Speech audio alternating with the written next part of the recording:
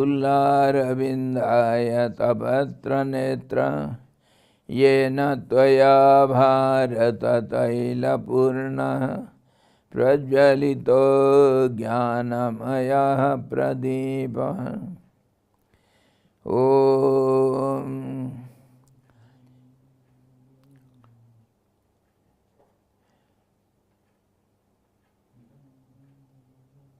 Dhyanamoolam Gururmurti Pujamoolam Gururpadam Mantramoolam Gururvakyam Mokshamoolam Guru Kripa. Om Krishnaya Vasudevaya Devaki Nandanaya cha Nanda Gopa Kumaraya Govindaya Namo Namaha. Mukam Karoti Vachalam Pangum Langhayate Girim Yat Kripatamaham Bande Paramanandamadhavam. Hari Om. Sadguru Bhagavan ki jai. Satchidananda Bhagavan ki jai. Krishna Bhagavan ki jai. Gita Maharani ki jai.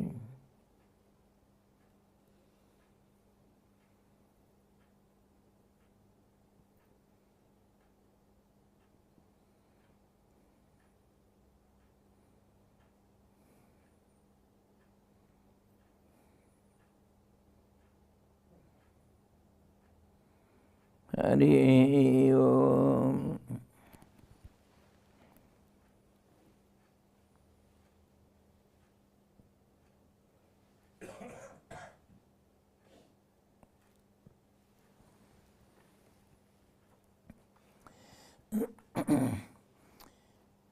We are contemplating over Srimad Bhagavad Gita, 13th discourse, and we have seen yesterday all the mysteries, but in shortcut, and the ways of mind, different equivalents of mind, different forms of mind, different actions of mind, mysteries of mind, how it works, how it plays a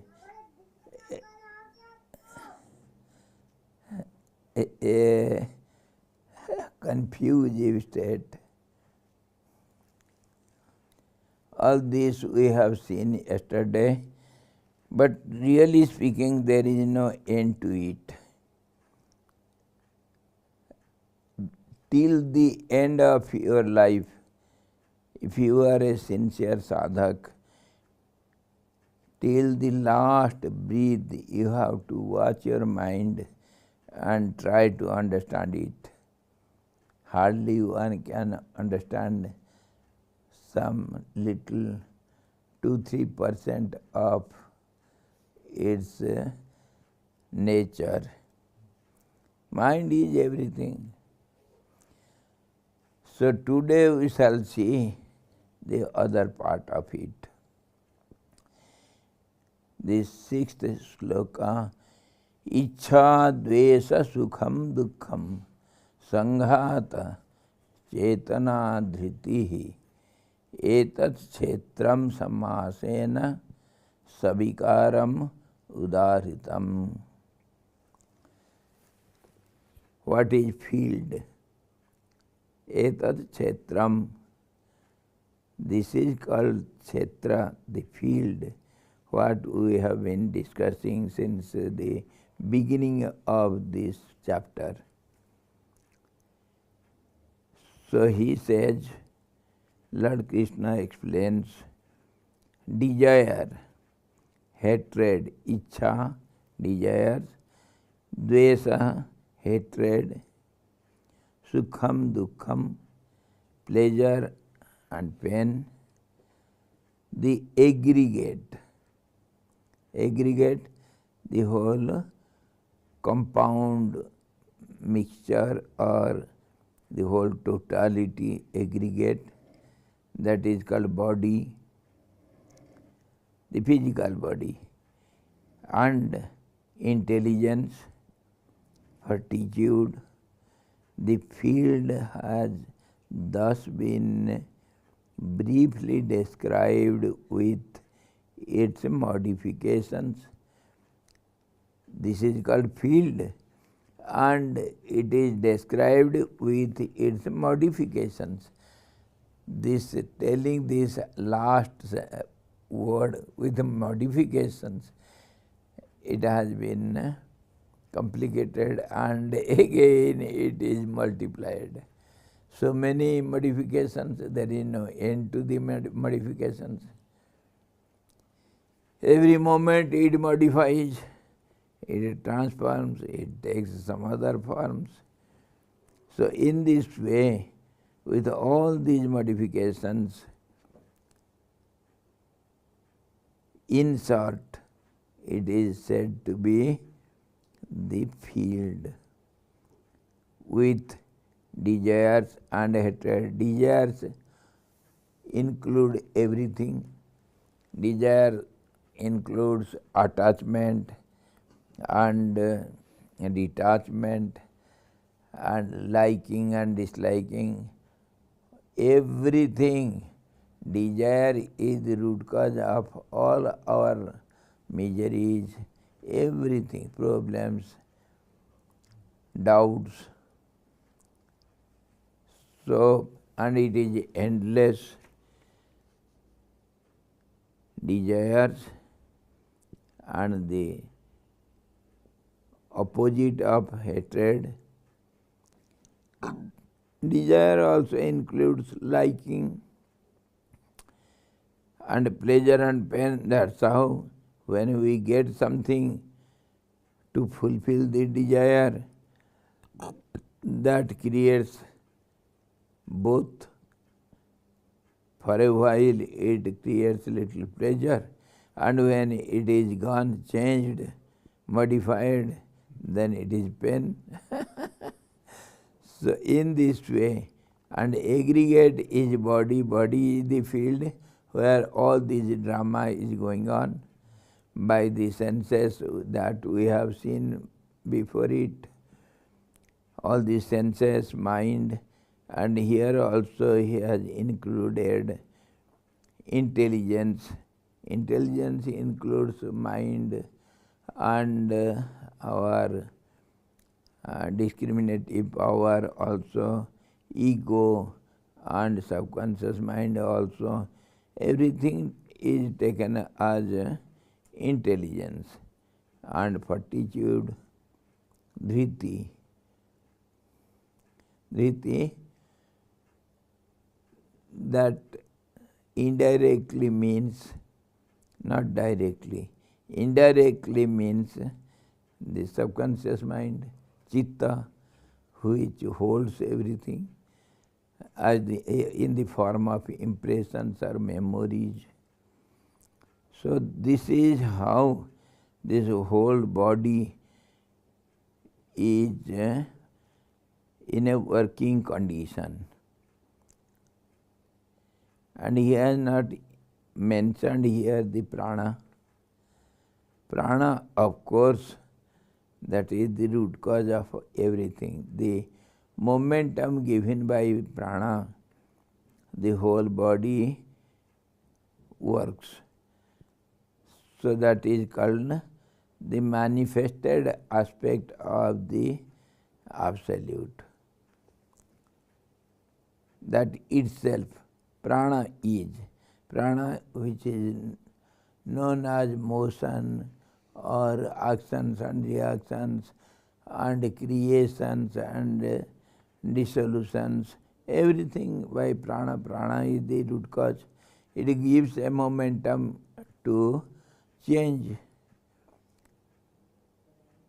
Just as in the surfacial water, which is totally calm and quiet, little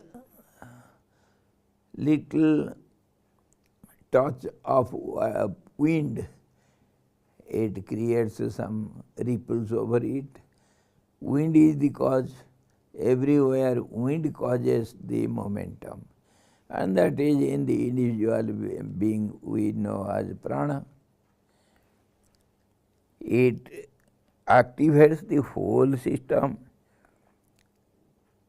the mind, the intellect, everything, and body, senses, and all the mechanism in the body, everything is activated by prana. So it is included there. In this way, this field is known briefly with its all modifications. These principles form the frame or the skeleton on which the world of forms is built. Forms, and then comes names. The forms are built by this network of action, movements, and bodily modifications. All these are mental states and treated as properties of the body.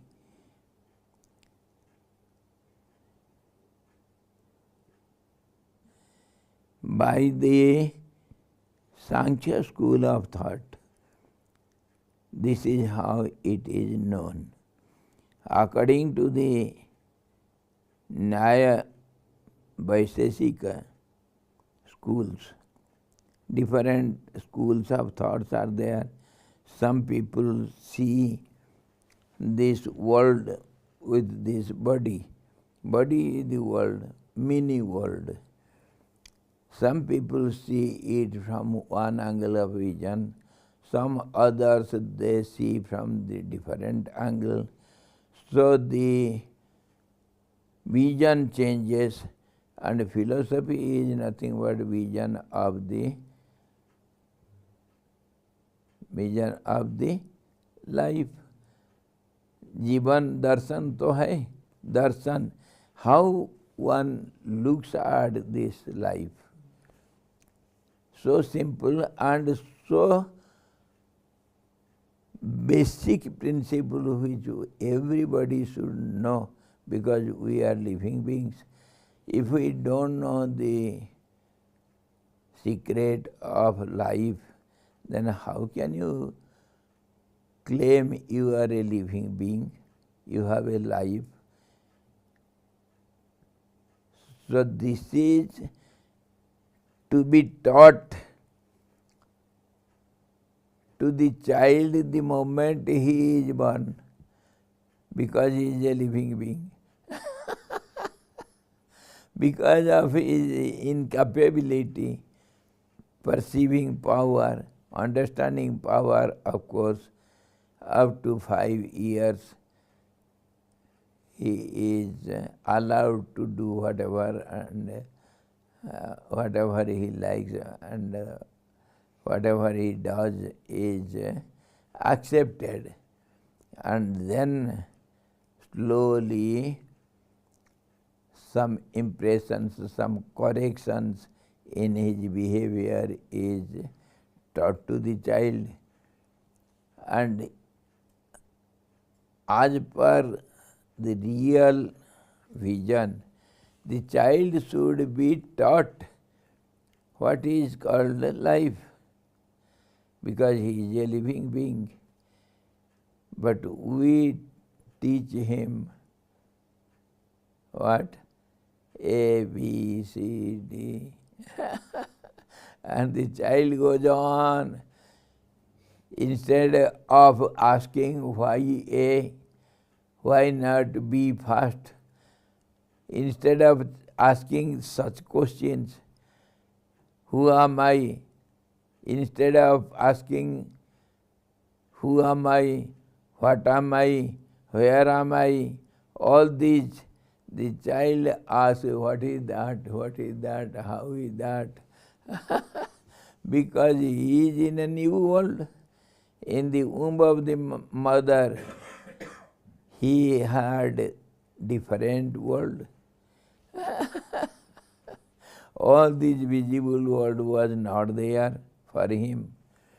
So when he steps down in a new world, so naturally, this is the nature to know about all around. So that's how the child moves on, putting questions, and sometimes the elderly persons, they stop the child asking questions. How many questions you are asking? I had a friend, he had a grandson. His name I kept Kahinki. Kahinki means why? Why?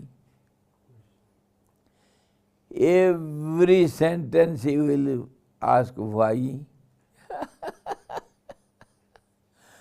I never stopped him asking why.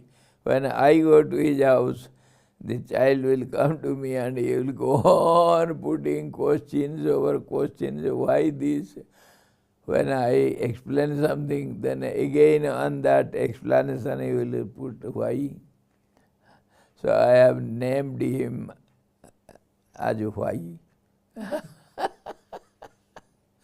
Such is the nature of the child, whereas we stop him asking questions and to know everything. This is how the children are brought up, and instead of knowing what is life, we teach them. He knows, he tries to understand what is A, what is B, and how are the words are formed, because this is of course needed. It is not a wrong method, but a partial right method, not full right method. Gargi taught his son, Gargi Maitreyi, they taught his child from the childhood itself, you are the absolute truth. Few children, very few among millions and billions, few ask, who am I, what am I? And such children, they become the greatest person in the society. And here, all these are mental states and treated as properties of the body by the Sankhya school of thought, and according to the Nyaya Vaisheshika schools. That's why I am telling this. Different vision from different angles are there on this life principle. How is the life? How it started? How it looks like? How it acts? What will be the results? All these different seers have seen it from different angles. That's how main schools of thoughts are 6, and out of these Sankhya and this Vedanta and Nyaya, these are the inherent qualities of the self. Nyaya, Vaisheshik schools, they say, these are the inherent qualities of the self. Self, when, according to them, when it is silent and not manifested, it is absolute silent, absolutely silent. And when it starts manifesting, so the nature starts working. This is the nature from the very beginning, when it takes a form, a name, and starts activating, modifying. These are the inherent nature of the self.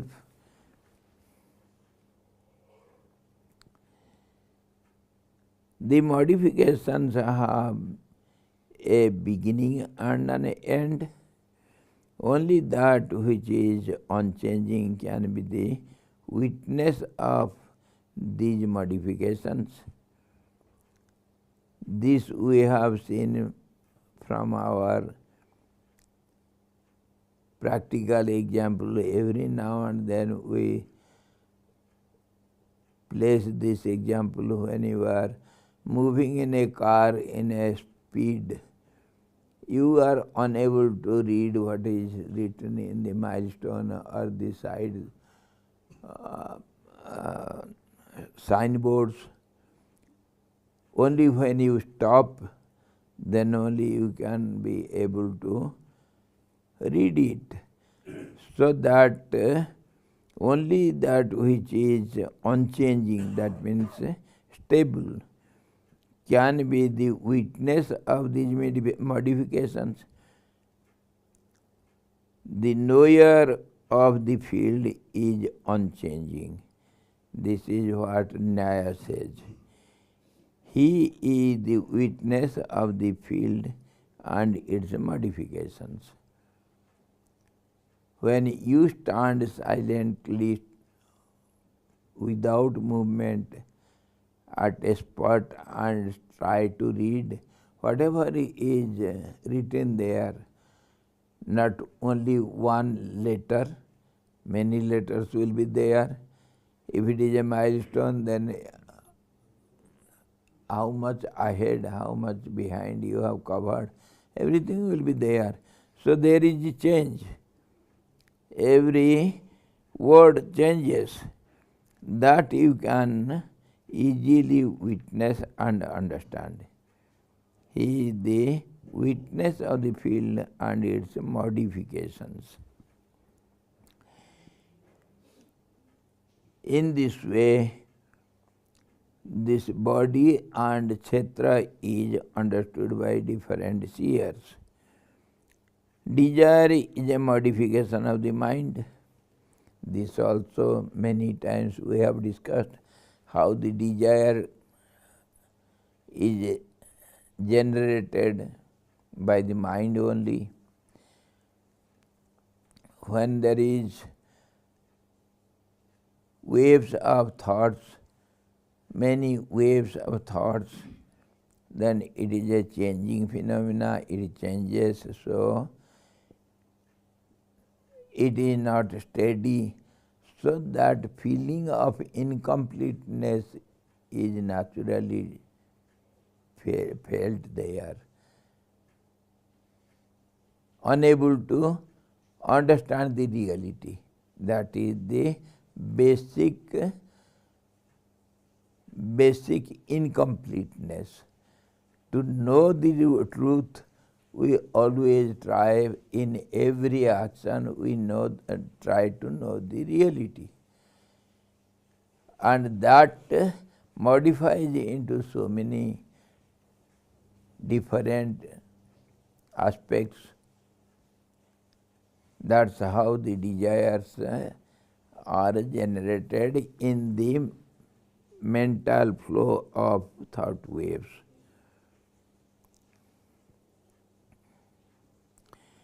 Desires is modification of the mind. It is an honest longing for an object. What is that object? the reality. It is a vritti, thought wave, born of Rajas, which urges a man who has once experienced a certain object of pleasure to get hold of it as conducive to his pleasure, where he beholds the same object again. This is the property of the inner sense. It is the field because it is knowable. Whatever is knowable, that is called field. So, these desires also are there in the field. They are the root cause. Ichha, dvesa,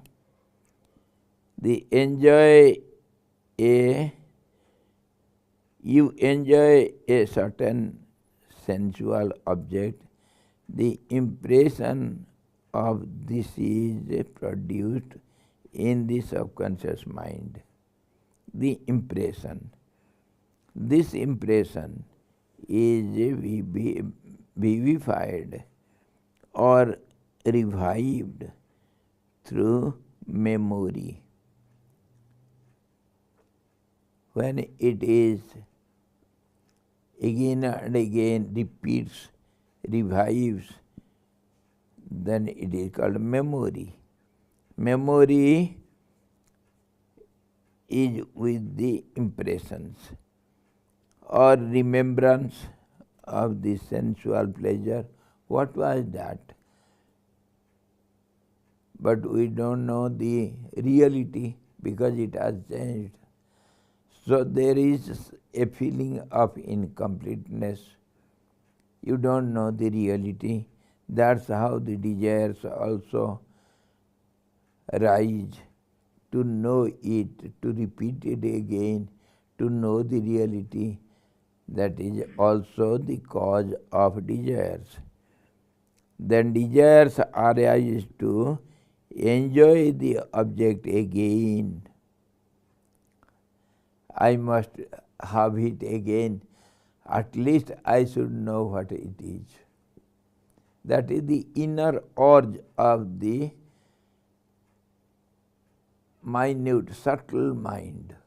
That is, you may say it is intellect or your ego or your subconscious mind. That starts from the subconscious mind and then slowly modifies and comes to the mind level, and the desires are seen. That is the cause of desires. Remember it nicely so we can understand the ways of mind. Because of all these changes, we don't know the reality of the object which is contacted by the senses, and that is momentary. That's how there is an inner urge to know the reality. How was that? So it should be again repeated, then only you should know it.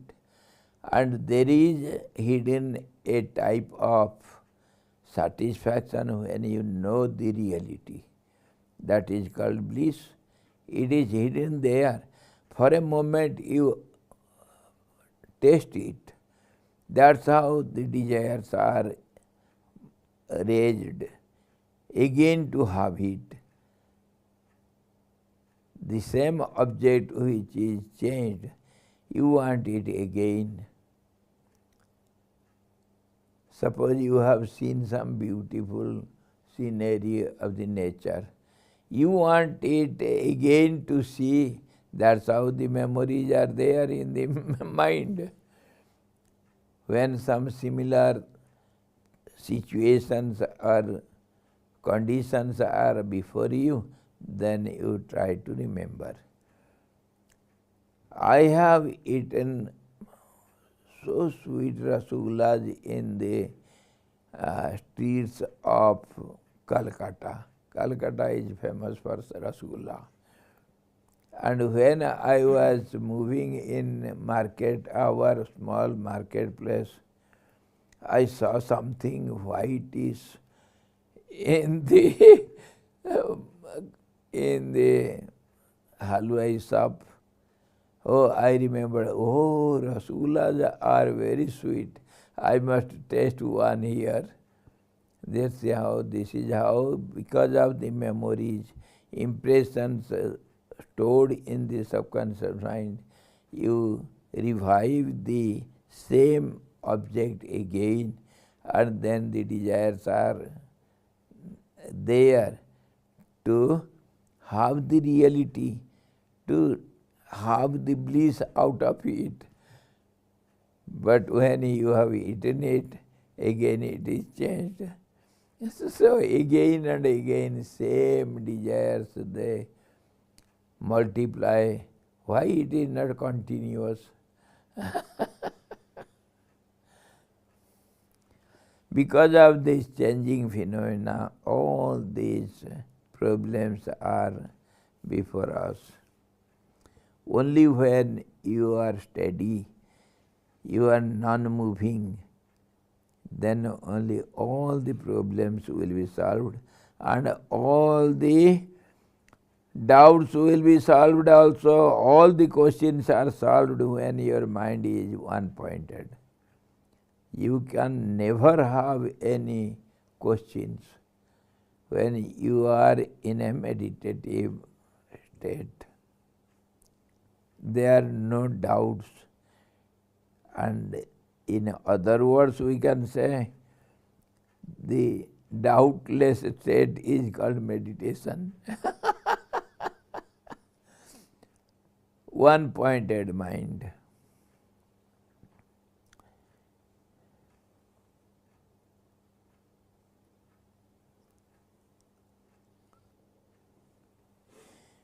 Repetition of the sensual enjoyment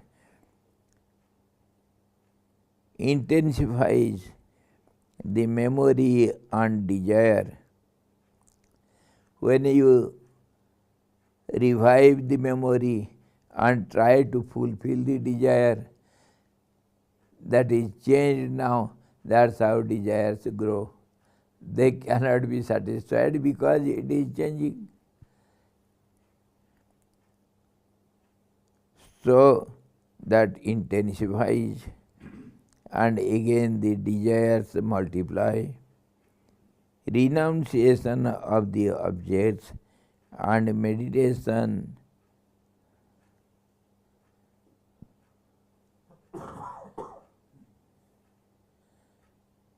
out of the impressions and the desires, the memory and desire, they intensifies, and renunciation of the objects and meditation thin out the impressions.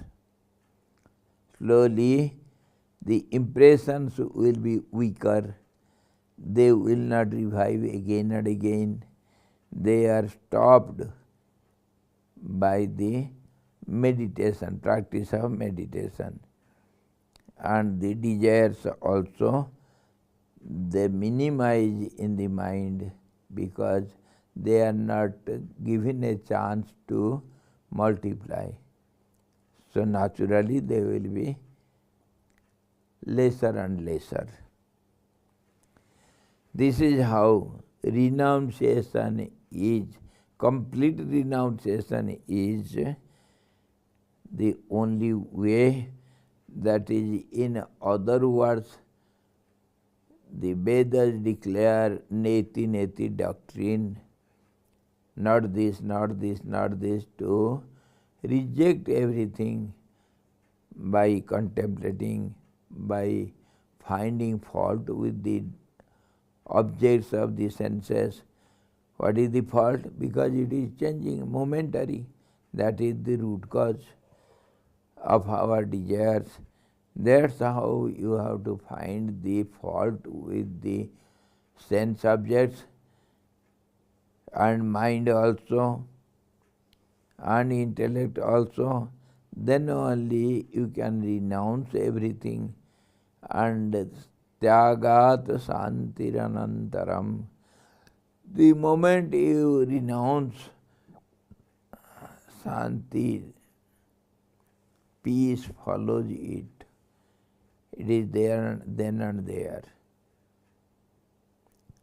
This is the solution for all the problems. Renunciation. It thins out all the desires. Your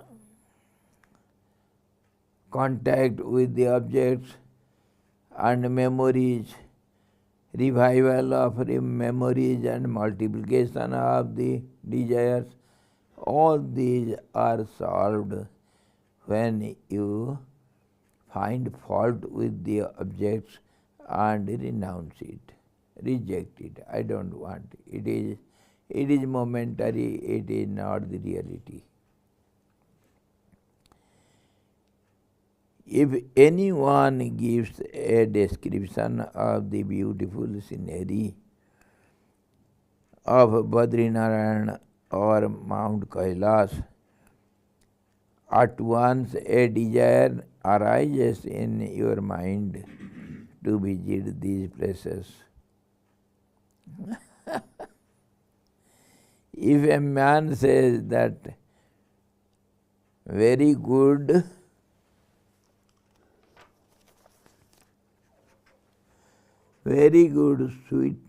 sweet meats and mangoes are available in Bangalore, a desire is to get these objects crops up in your mind.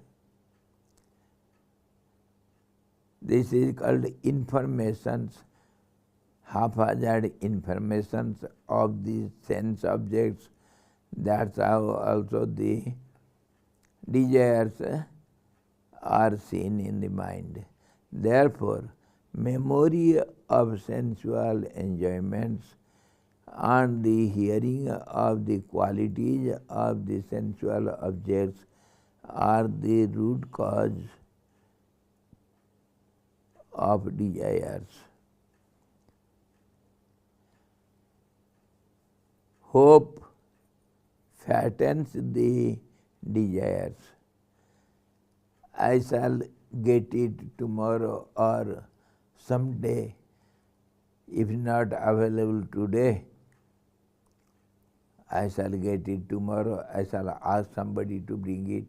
If I am unable to go to the market and get it, yes, somebody was telling he is coming from Bangalore.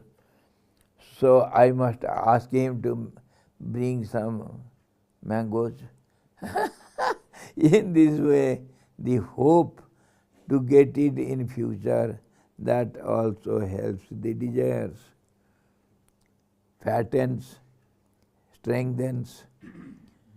Hope gives a new lease of life to desire.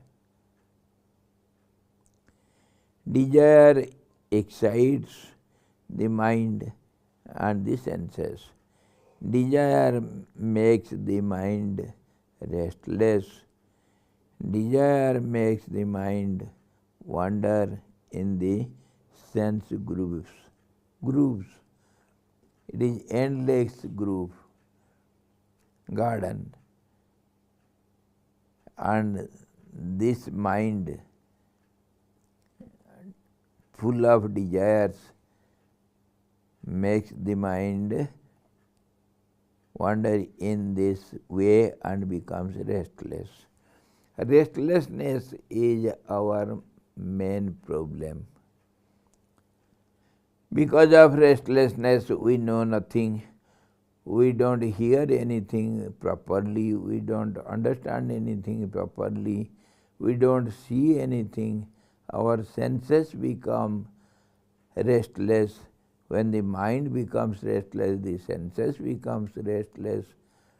In this way, the whole life becomes miserable.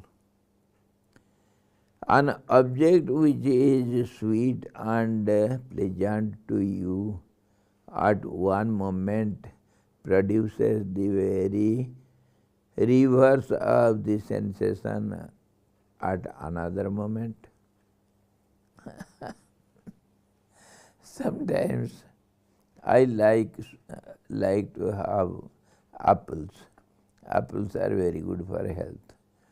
But sometimes in winter time, apples are dangerous because it creates some coolness in the system, and it causes cough and cold also. So when I get some apples from puja or something, I keep it to eat. I have a hope I shall eat it in daytime, but daytime I have to take food. That I cannot forego. Then I shall keep it for evening. Evening now it is cold. Again morning. In this way it goes on postponing, and I keep it for so many days. In the end I have to give it to someone because it is rotting.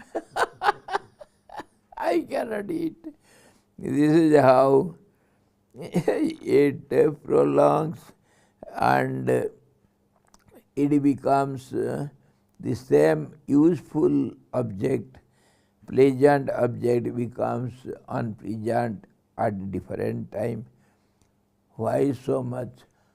See this fan, shall I put on the fan now? This fan is so sweet in summer middays. Without that we cannot sit for a moment. And now it is so unpleasant, nobody will like it. The heater is so unpleasant on summer middays. This is how same thing becomes unpleasant, same thing which was pleasant sometime in some conditions, it becomes reverse.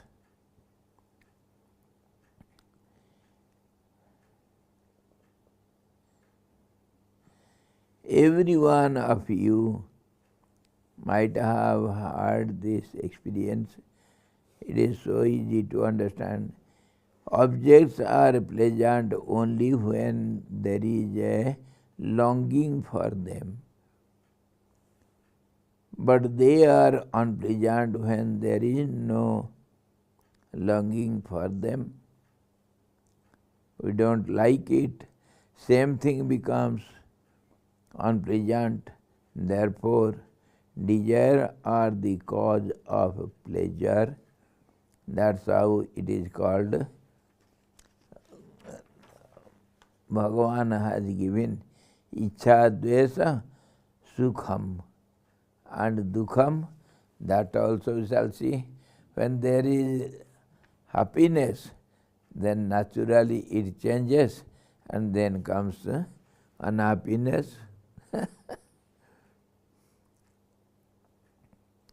Desires are the cause of pleasure.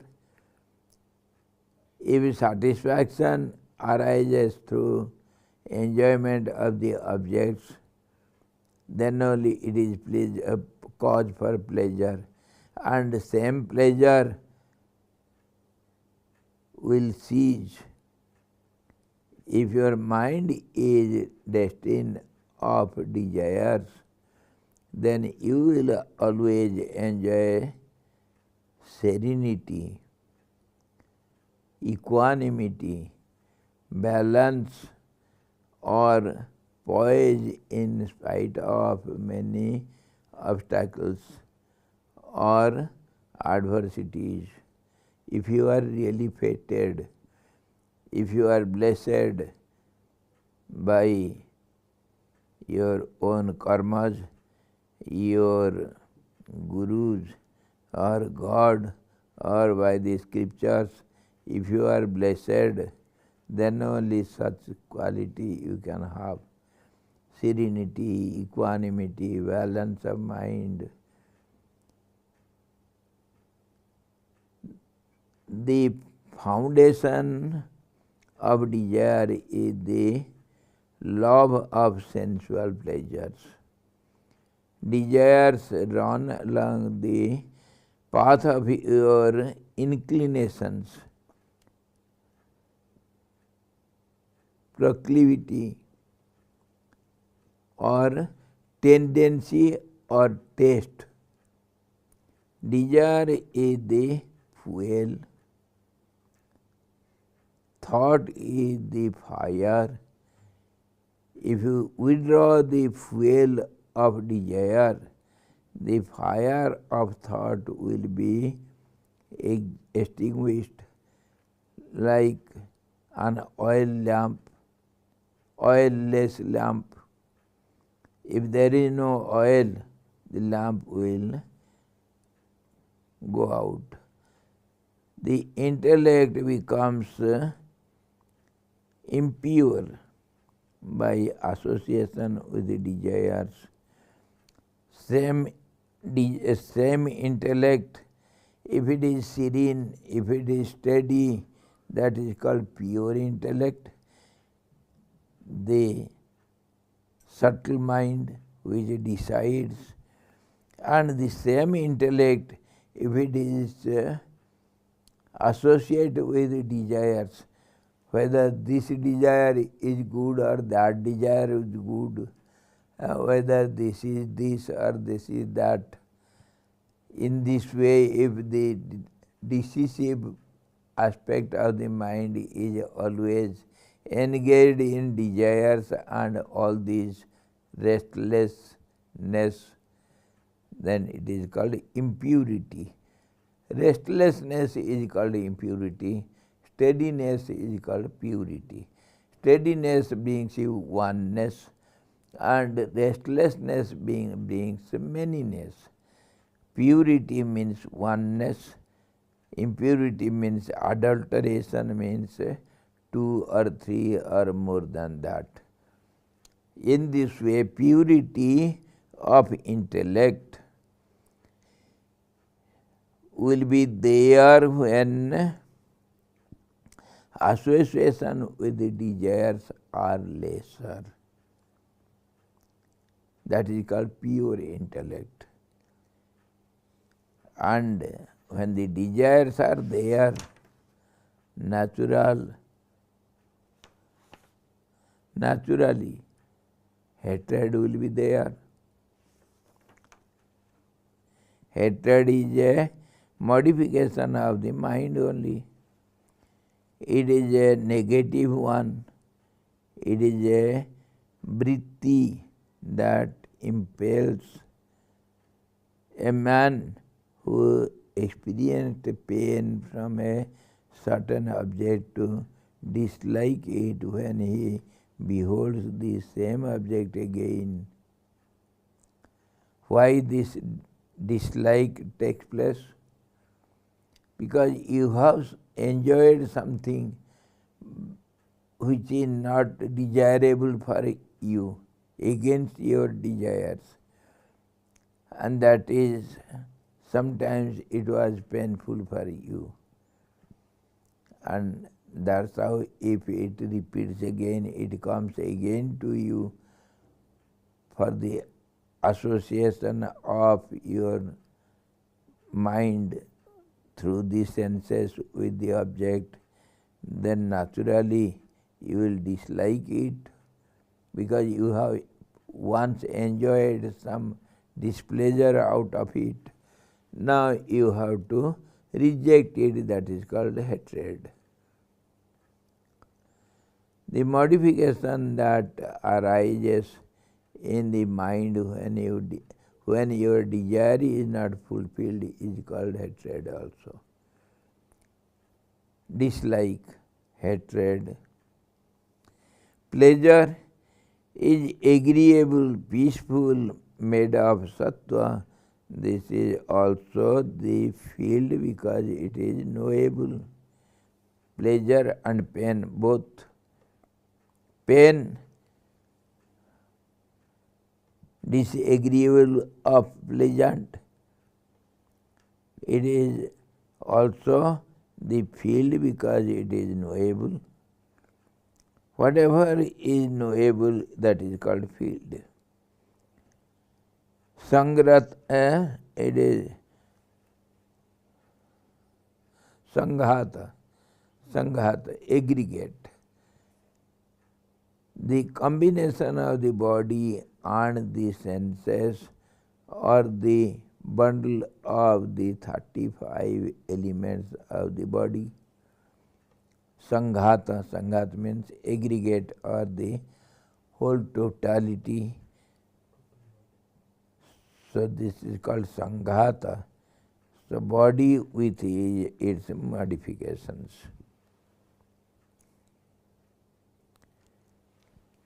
Chetana, intelligence, is a mental state which manifests itself in the aggregate just as a fire manifests itself in a ball of iron.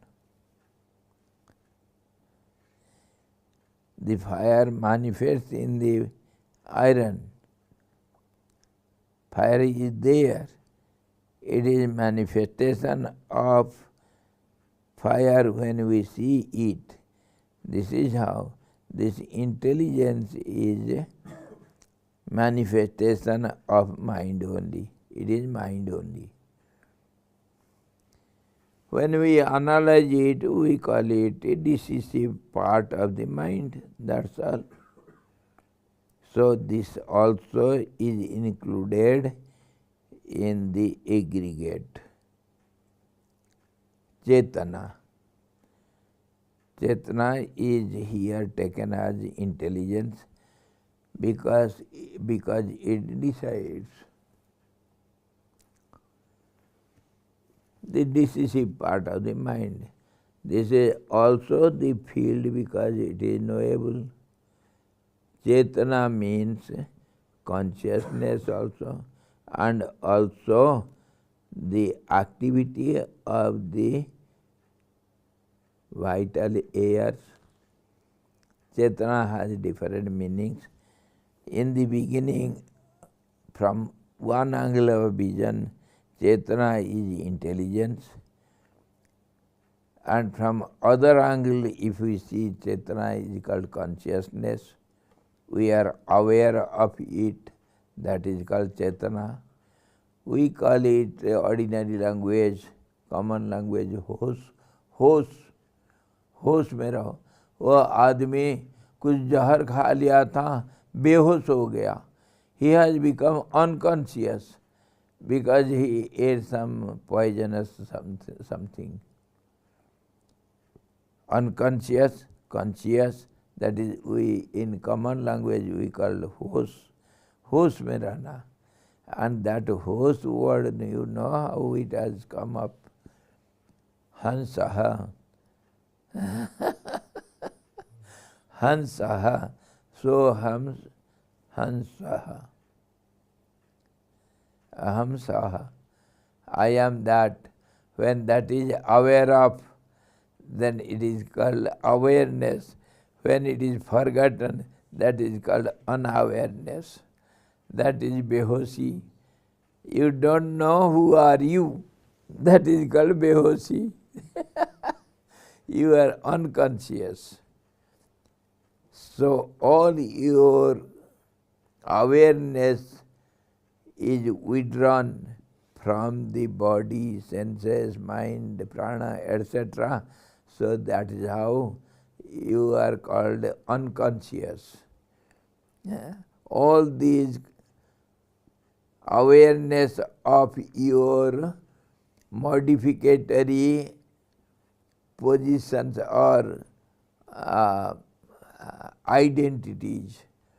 I am the body, I am the senses, I am the mind, I am the prana also, all these are called modificatory awareness. And when it is withdrawn, you are unconscious. This is how Chetana is differently understood. And Dhriti means firmness, courage, fortitude. It is a sattvic modification of the mind, steady mind. This is also known to be intelligence. When the intelligence becomes reaches semi-final or final in the game, then it becomes steady. That is called Dhriti. The body, the senses and the mind are sustained by firmness when they are depressed and agitated. You see, when the whole body is agitated by sting of some wasp or some scorpion or snake, or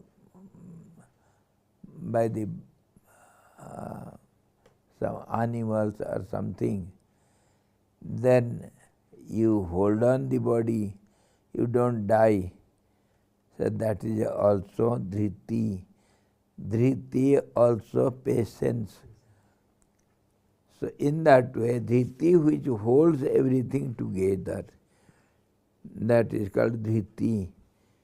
The 5 elements are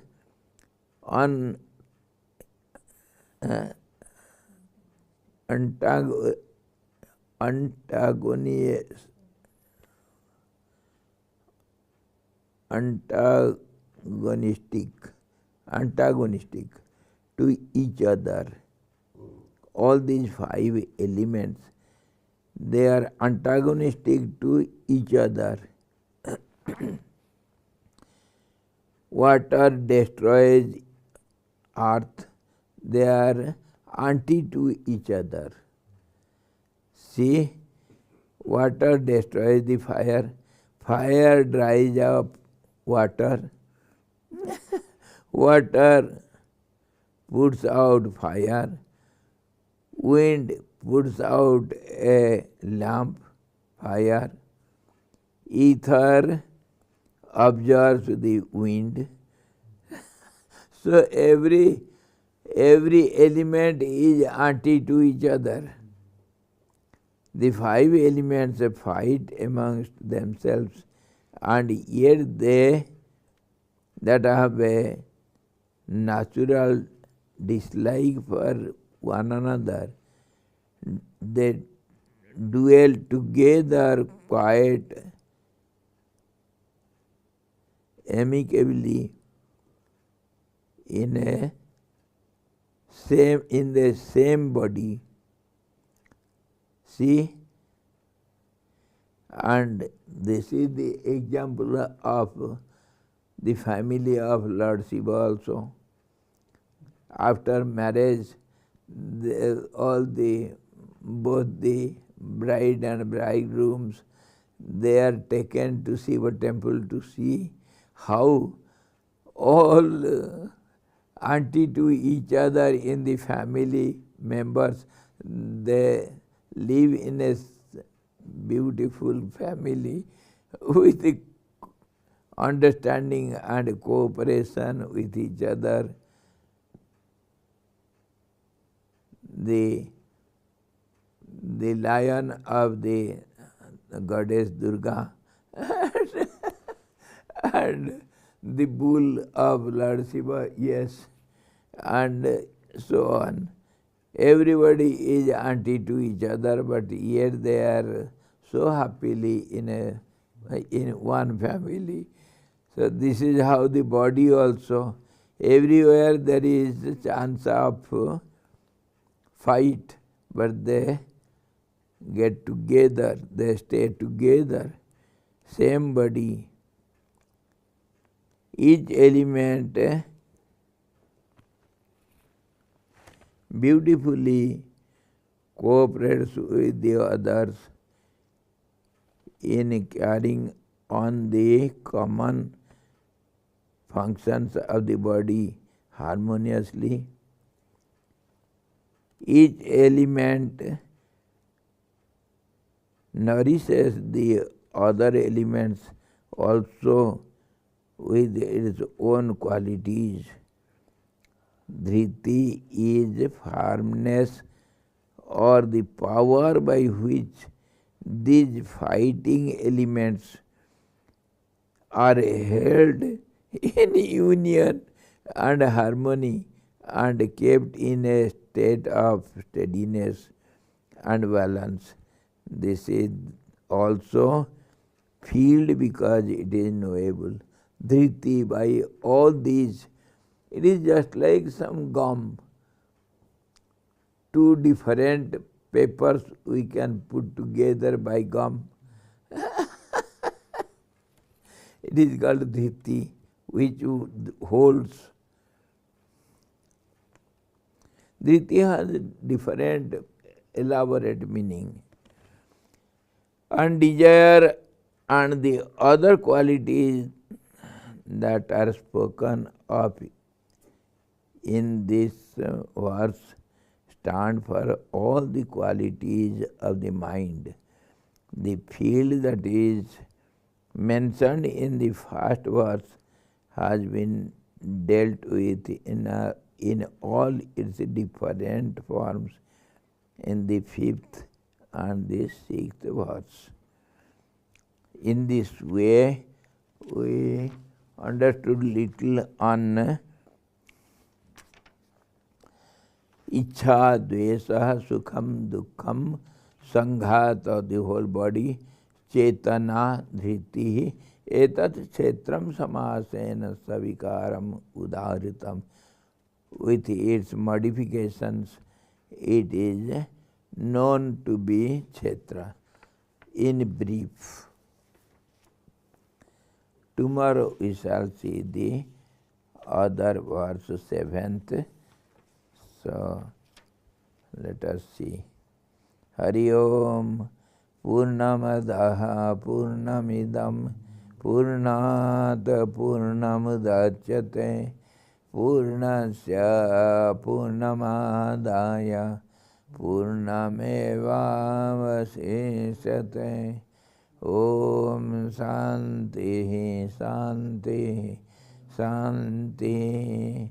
Sadguru Bhagavan ki jai, Sachidananda Bhagavan ki jai, Krishna Bhagavan ki jai, Gita Mata ki jai.